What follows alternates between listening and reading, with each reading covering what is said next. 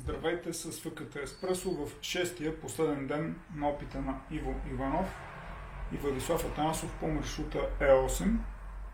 Къде се намират в момента? Вече са на по-малко от маратон до финала в Мезек, някъде около 35 км им остават. Какъв резултат може да очакваме? Няма да могат според мен за малко да направят резултат под 5 дни и половина, някъде 5 и 13-14 часа. Т.е. според мен реалистично е да финишират тази вечер между 6 и 7 или там някъде. Резултата, въпреки това, ще е доста силен, почти с ден по-добър от досегашното най-добро постижение на Момчил Момчилов, който е около 6 дни и половина.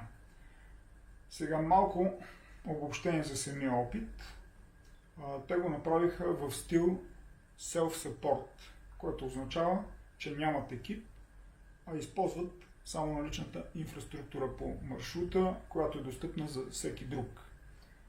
Не е и unsupported, просто защото за unsupported би трябвало участника да носи от началото до края дори храната си.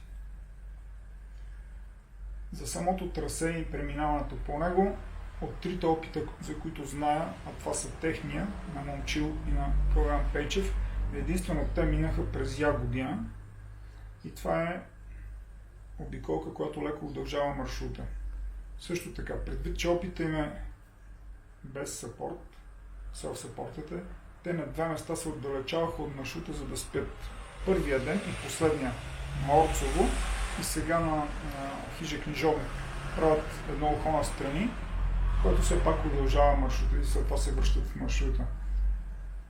От тази гледна точка опита е доста добра като стил според мен и за такъв тип без екип е доста добро постижение. Вероятно може да бъде подобрено, ако някой следващ опитващ намали времето за престой на хижите. При тях това беше темната част на нощта, въпреки че до късно се движиха до към 10-11 часа и тръгваха сравнително рано около 7.